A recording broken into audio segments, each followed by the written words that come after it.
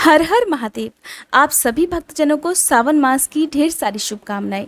साल 2022 में इस बार सावन अमावस्या, जिसे हरियाली अमावस्या भी कहते हैं, 28 जुलाई दिन गुरुवार को मनाई जाएगी। इसी दिन व्रत भी रखा जाएगा और इसी दिन स्नान दान भी किया जाएगा।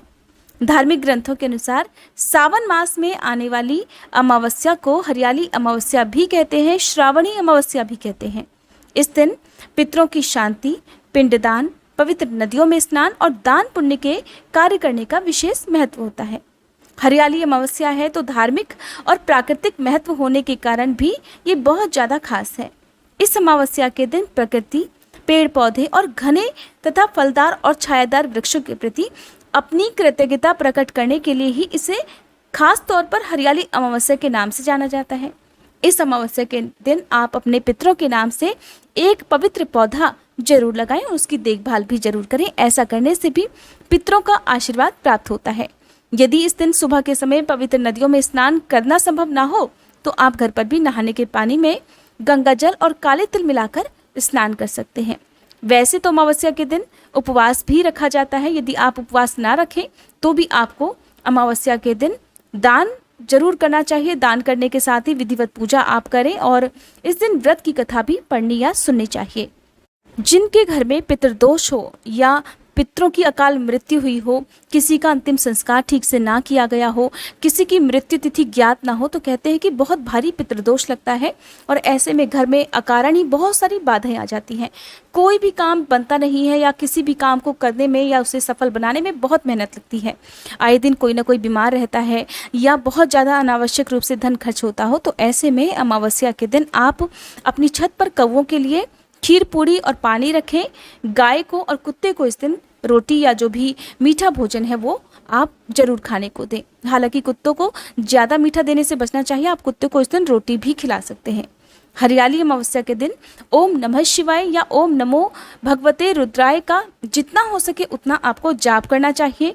इस दिन पूरे मन से आप विश्वास के साथ पीपल के वृक्ष की पूजा भी करें और शाम के समय आप पीपल के वृक्ष के नीचे दीप जलाकर पितरों की आत्मा की शांति के लिए प्रार्थना भी करें। साथ ही इस दिन तुलसी जी का पूजन भी अवश्य करें। पितरों की शांति के लिए दीपदान इस दिन बहते पानी में भी आप कर सकते हैं। आसपास जो भी पवित्र वृक्ष हो वहां पर भी आप दीपदान कर सकते हैं। अमावस्या के दिन और खासकर श्रावणी अमावस्या के दिन कुछ जरूरी काम हर सनातनी को करने चाहिए। जैसे कि इस दिन अपने पितरों के नाम से कुछ ना कुछ दान अवश्य करना चाहिए। दान आप चाहे मंदिर में भी भिजवा सकते हैं या अपने घर पर ब्राह्मणों को आमंत्रित कर उन्हें भी भोजन करा सकते हैं।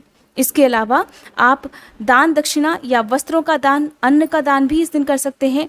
पवित्र पौधों का दान भी आप कर सकते हैं।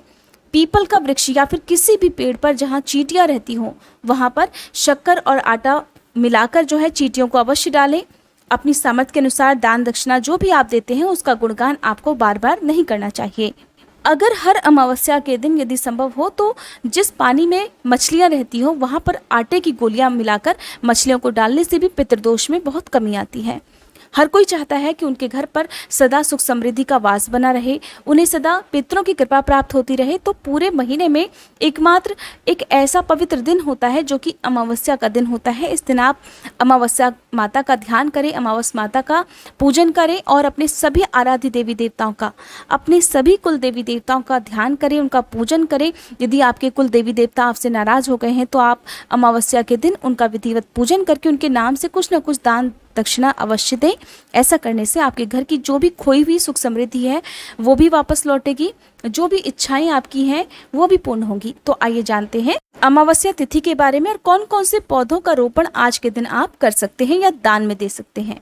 तो जैसा कि आप जानते ही हैं, इस बार 28 जुलाई गुरुवार को ही हरियाली अमावस्या और सावन अमावस्या है। व्रत भी इसी दिन रखा जाएगा। अमावस्या की तिथि प्रारंभ होगी 27 जुलाई बुधवार की रात 9:13 से और समाप्त होगी 28 जुलाई गुरुवार की रात 11:24 पर। इस प्रकार से उदय तिथि के अनुसार 28 जुलाई को ही व्रत रखा जाएगा। सूर्योदय का समय इस दिन रहेगा सुबह 5:59। सूर्यास्त का समय रहेगा शाम 7:07 और राहुकाल के समय का भी ध्यान आपको इस दिन रखना है, जिसका समय रहेगा दोपहर 1:15 से 3:15 तक। राहु काल के बीच के समय में आपको किसी भी तरह का शुभ कार्य करने से या किसी भी प्रकार का दान देने से बचना चाहिए। इस समय किए गए दान का पुण्य जो उसका फल होता है वो राहु और केतु ग्रह को चला जाता है। ऐसे में हो सकता है कि आपकी कुंडली में आपके घर परिवार पर राहु केतु से संबंधित जो भी पीड़ाएं होती हों वो देखने को मिले। इसलिए अमावस्या के दिन आप इन बातों का विशेष रूप से ध्यान करें और अपने घर के मुख्य द्वार पर रात के समय एक दीपक आप जरूर जलाएं। दान आप किसी भी वस्तु का कर सकते हैं। और अगर बात करें कि किन किन पौधों का दान आप कर सकते हैं या कौन कौन से पौधे आप घर में लगा सकते हैं, तो देखिए, घर के अलावा आप सार्वजनिक जगह पर या जंगल में या नदी के किनारे भी कुछ पौधे लगा सकते हैं। आप अपने घर में आज के दिन तुलसी जी का पौधा लगा सकते हैं, शमी का पौधा लगा सकते हैं। इसके अलावा यदि आसपास मंदिर हो, वहाँ पर पुजारी जी अगर आपको परमिशन देते हैं, अनुमति देते हैं, तो आप वहाँ पर आंवले का, बेल वृक्ष या केले का पौधा लगा सकते हैं। वट वृक्ष का पौधा भी आप लगा सकते हैं, फिर उसकी देखभाल आपको करनी है। इसके अलावा इन पौधों को आप सार्वजनिक जगह पर भी लगा सकते हैं। सार्वजनिक जगह ऐसी होनी चाहिए जहाँ पर आपके द्वारा लगाए गए पौधों को ना तो कोई नुकसान हो और ना ही लोगों को इनसे नुकसान हो, यानी कि किसी के घर के आसपास आप ना लगाएं, ताकि पूजा करने वाले जो भी लोग वहाँ आते हैं उन्हें कोई दिक्कत ना हो। आप आज के दिन अशोक का पौधा लगा सकते हैं, वट वृक्ष लगा सकते हैं। कांटेदार पेड़ों में आपको आज के दिन सिर्फ बेल वृक्ष और शमी का पौधा लगाना चाहिए। इसके अलावा आप छायादार या फलदार पौधे का रोपण भी आज के दिन कर सकते हैं और अपने पितरों के नाम से एक पौधा आप जरूर लगाएं और जब तक वो पौधा बड़ा ना हो जाए उसकी देखभाल जरूर करें। ये थी आज की वीडियो। आने वाले समय में आप अमावस्या व्रत की कथा भी हमारे चैनल पर जरूर सुनिएगा।